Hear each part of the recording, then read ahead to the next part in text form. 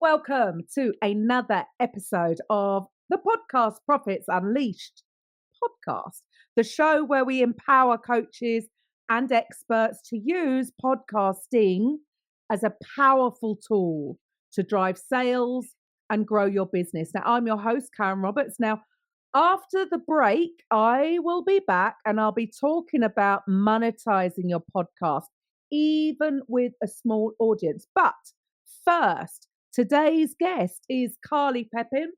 She is a scaling up business strategist and human behavior specialist. She works with founders and C-suite teams to break through limitations, to align their strategies and lead with greater confidence. So she's going to be here sharing how strategic frameworks and behavioral insights can drive powerful growth, not just in business, but personally as well. Welcome to the show, Carly. Thank you for having me, Karen. So we're talking about scaling up with strategy and psychology. But first, can you share with the listeners a little bit about why are you doing this? What inspired you to help businesses scale? And especially, what industries are you specifically targeting? Yeah, I love business. Absolutely. Business is a phenomenal vehicle, not just for ourselves, but for others. And so the way that I see business is an opportunity to make an impact, right? Through products or services. You can't have a successful business if you're not providing something to someone that's important to them. And so they're only going to buy products and services if they get value out of it. And again, it's important to them. That means you're making an impact. And that's fun to me. That sounds amazing because we also get paid. That's also really fun to me. I love that part of it.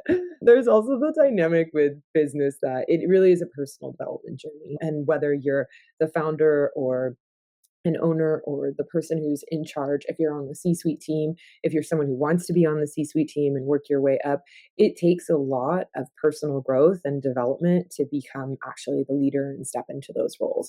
And that's another thing that I absolutely love about it. You're definitely forced to face your own self, your behaviors, and all the different light and dark sides inside of you to get to where you want to go. So it's really quite inspiring. And we love here working with the construction and the hospitality industries. It's two industries that are near and dear to the hearts of the company, and then something that I've also been involved in for quite some time, and things that I'd love to just help expand on in the future. I love hospitality. I think that hospitality is quite inspiring. You literally create these environments that are experiences for people, and these experiences are genuinely life changing. Like, people go on a trip and they come back and there's parts of themselves that they've uncovered and parts of their lives that have changed. And so when I think of hospitality and all the bits and pieces that go into it, into these structures and these environments, I mean, it's quite amazing. And the transformation, again, people get is really phenomenal. And construction is the same. You're building, I love commercial construction where it's like we're building these buildings to house all of these people that are going to have these positions and these jobs, and it helps you put food on the table. It helps you get what you want in life. You're providing products, services. It's things that we love. We're genuinely inspired by all the various dynamics that go into this because we can see the impact that it makes on global scales. Wow. So this is an arena that I don't know anything about, really. Although I am also the host of Icons of Real Estate. So I deal with realtors. I do deal with commercial realtors, investors, all that kind of thing. But I would have no idea how a business that's in hospitality or construction can actually scale their business with strategy and psychology. So you must have some kind of process. Yeah. What is it? How do they do it? How do they do it? It applies to every business, by the way. Anyone who's listening, all this stuff applies to every business. And it just becomes practically applicable to each person by the questions that we're asking. Like, the vision of a construction or a hospitality company is going to be different than the vision for a pharmaceutical company, or perhaps like someone who makes scrubs, like nursing scrubs, uniforms, things like that. So when we're asking these questions, we're still at the core of it going over the same things. We're just making it applicable to the company and what they're inspired to achieve and what they're inspired to do. So when we think about strategy, we focus on cash, strategy, execution, right? We're focusing on these people as well. So these different various environments within a company. We do want to focus a lot on the people. People is a huge part of building a culture where people don't just want to stay, they're like dying to work for you. We hear about those companies where we have 10,000 applicants and we only need 5 positions filled, but we get the best of the best. And when they pick it, they're not just picking individuals based off of who's the most qualified for the job. They're picking individuals on who's the most qualified for their culture. And that's why those companies are so amazing to work for, because of the particularities. But those particularities come with your own knowledge, your understanding. So, what are your core values in a company? What are your big do's? What are your big don'ts? What are the things that you're inspired to have within that community? What does your community look like? How are you actually getting your community, which is your company, to engage in it? There's different ways. People have events that they put together that are really fun. I know the ones that do really well, they have it somehow infused in the day to day, right? Whether it be in their emails, whether it be like on walls. Like sometimes one company, it's really fun. They have Polaroid cameras, and whenever they capture a moment that they think aligns with the core value, they take a picture and they put it on the Polaroid wall, and it's just covered in like those inspired moments. And so it's like, how do you get people engaged? Is you're getting them, it's almost like a part of a family that they want to be a part of. Work doesn't have to suck. Work can actually be quite fun. And then, Mm. yeah, it'd be so fun. And then the other dynamic is you want to know where you're going, right? And that's part of the strategy component, where what is the vision? What's the short term vision, the long term vision? The short term vision will be an asset that comes from the long term vision. So if you have a big goal that you'd love to achieve in 5 or 10 years, and we really encourage uncovering what the truth of what that would look like would be, then your plans today may not be what you thought they were meant to be, right? So that's why it's, let's see what the true long-term goal of the company is, and let's backstep from there. It's okay, cool. What do we need to do this year to be able to get to that goal in 10 years? How do we close that gap? And then all of a sudden it's like, I see we've maybe been moving in the wrong direction. And that also can get confusing for people as well. So if you're saying you want to achieve this, but then all of a sudden every day they're doing something that they know is not going to get them there, right? It's not going to get the company there. You're not aligned. There's no strategy, there's no people alignment. And that's why it's so important not just to have the culture, but the communication with the culture to help share the things that you're doing, where you're going. And then let me know what Mm. question. I feel like I could keep going for a mile a minute, but I'm sure let's just ask a question. It's like No, that's that you bring in, it's not just, we're not talking about just the strategy, because yeah. yeah, what you've shared, that's gonna be all part of your business plan, your values, your all of that fun stuff. Where does the psychology of it fit in? Yes, Awesome. you need strategy, but the psychology of it. And last week when we did the live stream, and you did say that you got to understand, like, you got to be into personal development, otherwise we're going to drive you a little bit mad. Yeah. Now, for some companies, they might not have even been introduced to this kind of, let's face it, some companies, they don't bring this into their day-to-day running of the business. So how does the psychology aspect of it have an effect Yeah. on scaling their business? Yeah, so this is really fun because there's the stuff that happens like in the micro and then the macro as well. And for me, this is where you want an edge. This is a huge edge that you can have when you understand these dynamics. So we have prides and we have shames, and we have prides and shames that are going to impact us at a small level, which I'll give example on large level, right? And so let's say you're the owner or the founder, right? And you are very proud. You've had a great day. You're super puffed up. You think you're amazing. You're awesome. Everyone out there who's had a business understands what I'm talking about. Then you come home, your kid nails you, your husband or wife nails you. All of a sudden, you're getting criticized left and right. And you're like, what the heck? I just had such a good day. You're ruining my day. It's not that that's actually occurring because your day is getting ruined and they're jerks. You were so puffed up, you had so much pride that you're basically getting humbled by outside circumstances to bring you back into equilibrium. You'll also Mm. notice that when you're full of shame, let's say you had an awful day at work, it was horrible. Everyone at work now is criticizing you and it's a freaking nightmare. It was the worst day. You don't know what you're going to do. You come home and all of a sudden it's the wife, it's the husband, it's the kids you wanted. Everyone's being really supportive and gentle and caring. That's because you had shame. The outside world, again, is managing your emotions. It's trying to bring you back up to equilibrium. We're not meant to be too low. We're not meant to be too high. We're actually meant to be at a state of neutrality. And so, what we blame on the outside as these frustrating circumstances or things that we want, because generally we think we want to be puffed up. Remember, don't get too. I say this to my husband all the time. We laugh. I'm like, don't get high on your own supply, which Love is our that. own pride, right?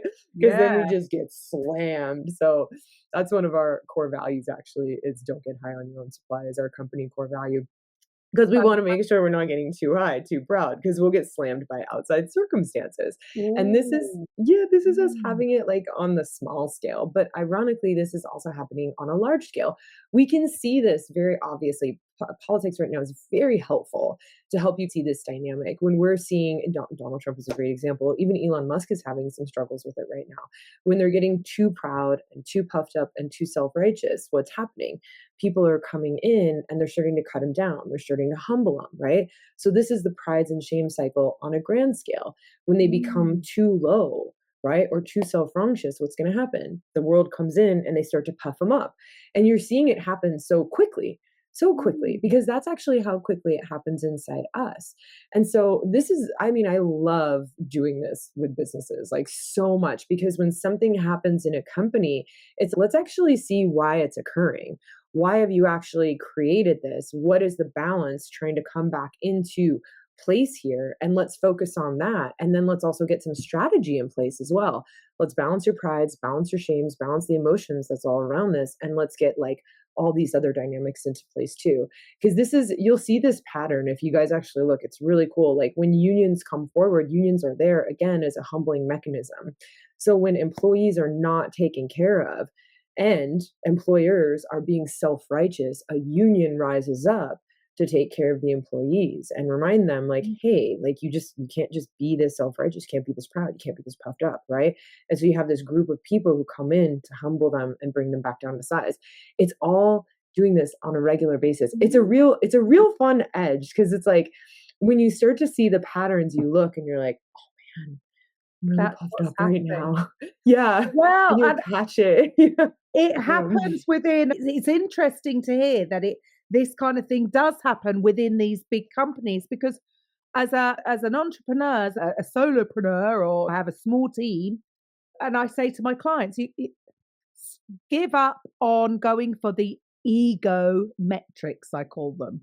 Because it's funny when you mentioned there about the emotion, because when we are working for ourselves and it is our own business, we get too emotionally attached into things. yeah. And this is where we can be emotionally driven rather than taking a step back, not allowing the emotion, which sometimes is easy said than done, but it's something that we need to do and look at things from the outside in and find a way, however you can do it, but find a way to become detached from the outcome when you're following your strategy and you're just doing the work. Just focus on doing the work and not allowing the emotion to Mm. be attached. It's interesting to see that, to hear that even within the big businesses, this can happen. You could be affected by the ego stuff, and then you're going to get slammed back down to earth. But it's funny how it's funny how we work, right? All we got to do is get rid of all of that stuff and focus on the strategy. But it's interesting that you bring that kind of psychology into it. So, what do you think stopping businesses from Mhm. scaling? What are some of the blocks that you see that are holding them back? Yeah, so it's literally it's all things we love to focus on. It's the people, the strategy, execution, cash, and the mindset, right? So it's diving in. There's usually not just going to be one or another thing. There's usually like a couple things, but we try to find which one's pulling the strongest lever. So if I go in and I diagnose the business and let's say your cash flows off, it might not actually be a cash problem. Like it might actually be a people problem or a strategy problem or an execution problem, or sometimes it's your mindset, right? Sometimes that's also the problem. And so it's okay, let's go in and figure out where the obvious problem is, and then let's diagnose this until we actually figure out what's going on, what's the root cause, and then we kind of work from there. But those are the things that it seems to stem from, like, hands down, time after time. And sometimes, like, even with the mindset dynamic, we talked about some fun stuff there, but it's also that leadership component, right? It's that imposter syndrome that can come in. And it's like, do you have certainty that you can move forward in this vision? Are you questioning yourself? If you're questioning every day, am I going in the right direction? If there's something that you're wanting to do, but you're not doing it because you think you should do this, or you can't figure out like how to do this, right? And you're like, I just can't get it in my brain, but I really want to do this, but I'm just doing this because I feel like I have to. Like, that's also the mindset component as well. It's like, how can we get you to have that certainty, to give you permission to move forward into what you would really love? Because I don't want to sit there and build a strategy around something that you're not really wanting to do. I'm setting you up for failure. It's a waste of time and money, right? Where it's, we understand you, we understand the vision, we understand what you're doing, how you're moving forward, and then we put that into the strategy. In bigger companies that have been together for a longer period of time, we don't just do this with the owner, we do this with a whole leadership team, because the leadership team, more often than not, has been there for so long that now they're just as invested as the owner, which is quite beautiful. Mm. And so they too have this beautiful vision. And then it's really inspiring to just watch, like, a leadership team come together with the owner and see that they really do have the joint vision, and like pulling that out and being like, okay, cool. And then you see them all light up because they're like, yeah, let's do this. Let's go there. This is where we want to go. And they're all excited and jazzed up. And you're like, that's cool to see. So you're really Fantastic. cool. Yeah. So if you're Mhm. dealing, if you love to work with hospitality and construction, but what Mhm. types of companies do you tend to work with, or who is it that you're looking to work with? Yeah, it's basically whatever, like, they're involved in. So we could work with individuals who are building buildings. We're also working with roofing companies, like steelworking companies. There's also the dynamic of, I do have an oil company. I've been with them for quite some time, so I like them a lot. They're really fun. But the hospitality, it's like, it could be anything. Like, you think it's hotels, but it's like, what about the people who supply, like, linens to the hotels? The people, even in construction, it's like the ones who are making tiles, right? Marbles, whether they're importing or producing it, the uniform manufacturing companies that are creating uniforms. So we want to stay in the realm of these, basically whatever falls into that little pocket, like, Mm. we stay into the realm of those companies and those dynamics, which is quite a significant, it's quite a large group of individuals. And Yeah. sometimes, like, Ritz Carlton has very specific ways of training their people, which is really fun. And there's some companies that do that. And we're like, we want to help you scale too. We train people, but we love what you freaking do, man. Like, your specialty, this is like amazing. Let's help you scale. Let's help you grow. Cause I don't know if you ever walk into a five-star hotel, you're like, oh, I get it now. I get, you stay at one and you're like, I get it. I get why Uh, you're paying so much. I feel amazing. Thank you. but so I would have Hysterical. thought that so many of these types of Uh, companies are not reaching out for help, right? mm, So they're not looking for an outside person to help them scale their business. Why do you think that is? What else do you think is stopping these yeah. kinds of companies from reaching out to somebody like you? If we think about it, a lot of times, and this happens frequently, is that we've just never had a coach before. And that's totally okay. I remember when I first got a coach, I had never had a coach before. It was a significant investment for me. You go from paying, like, your copay $35 an hour to, I was spending $400 an hour, right? And that was a huge jump. And it was a big risk, but obviously it was life changing because I'm here now and I love what I do. And I was like, I want to do that. You changed my life. So that's part of the challenge, is that we often don't understand how much it helps. There's also an unrealistic expectation for us to do it ourselves, right? I love personal development and I love building businesses, but I still have people. I have coaches that are guiding me in personal development and business, not because I don't have all the tools and I can't do it myself, but it's unrealistic for me to think that I can manage all of what I'm doing on a day to day basis and then do all of this other stuff simultaneously. And I love having my accountability partner and the person to ask me questions when I get stuck in my own mindset, right? So if I'm stuck in my own mindset, if I'm there, I know I have someone to say, hey, don't forget, this isn't what we were talking about. This is the vision. Are we still on track with the vision? And it's like, yes, no, that is the vision. And it's okay, then what is this? What is that? What is this? What is that? And someone to just keep me on track and guided for that short period of time, right? So we don't want to have those unrealistic expectations. It was interesting. I was just actually assisting a colleague recently, and they're working with a client, super cool group, amazing. But they had gone through and they've read all the books and they've done all the stuff, and they struggled because they're like, we know all the information, but we just can't seem to get it.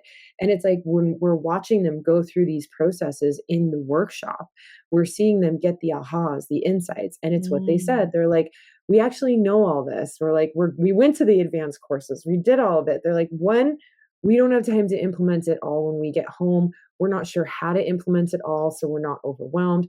Two, we never thought of these questions to ask ourselves. And it's three, like, we didn't understand the gravity of the situation and how much this actually can have an impact. Because that's something that Mm. we do as well. It's I don't know about you, but I want to pay for my service.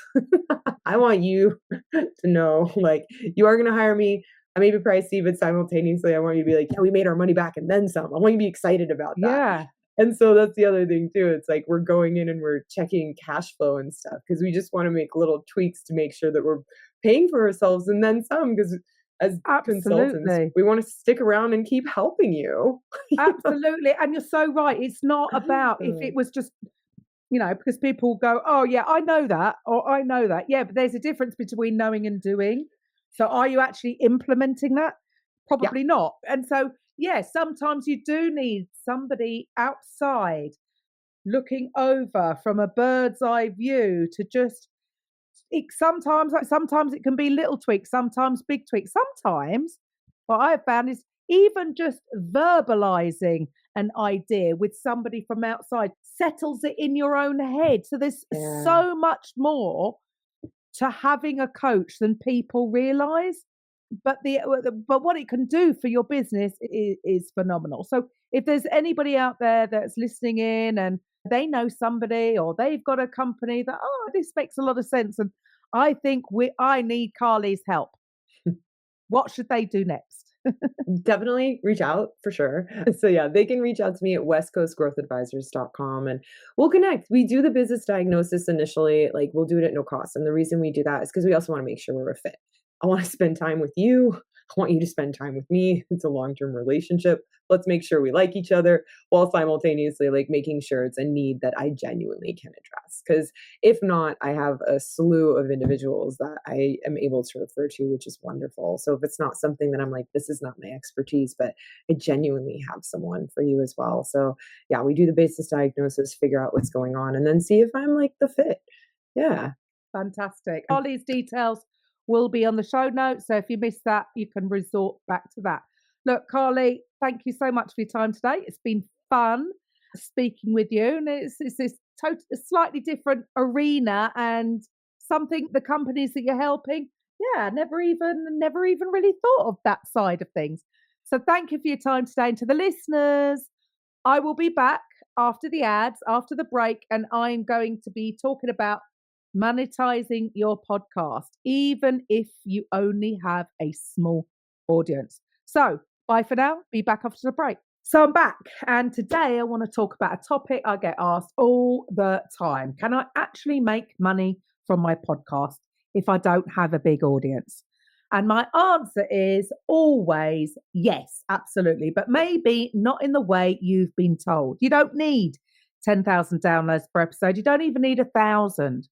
What you do need is a strategy and a bit of a mindset shift. So let's dig in. Big audiences don't equal big profit. Here's the thing. You can have 100 loyal listeners and start monetizing. Why?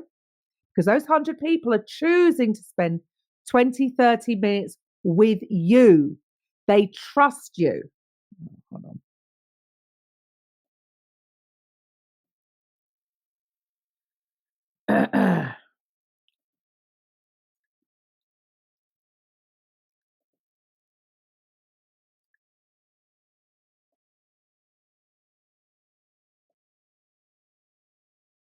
Oh,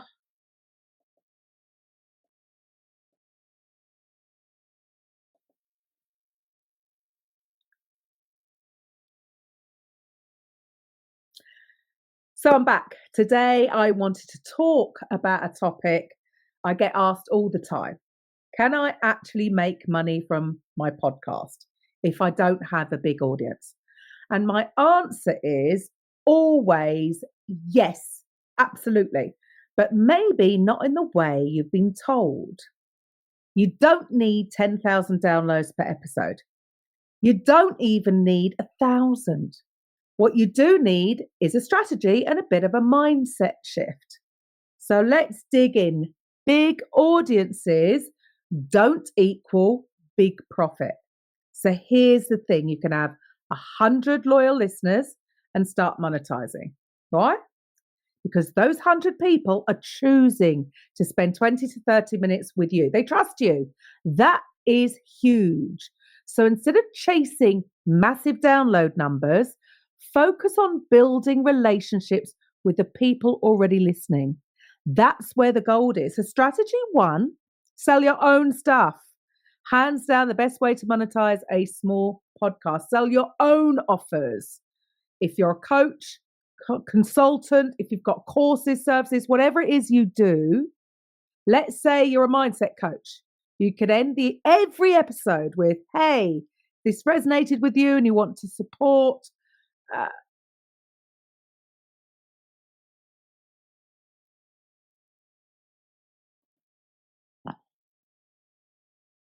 Let's say you're a mindset coach. You could end every episode with, hey, if this resonated with you and you want support to actually apply it into your life, book a free strategy call with me at whatever your website is. It's not salesy, it's just helpful. You're just inviting the listeners to go deeper. Strategy two, use affiliate links. You don't even have to have a massive following to do affiliate marketing. Just recommend tools or products you already use. Like, hey, this episode has been edited with deep.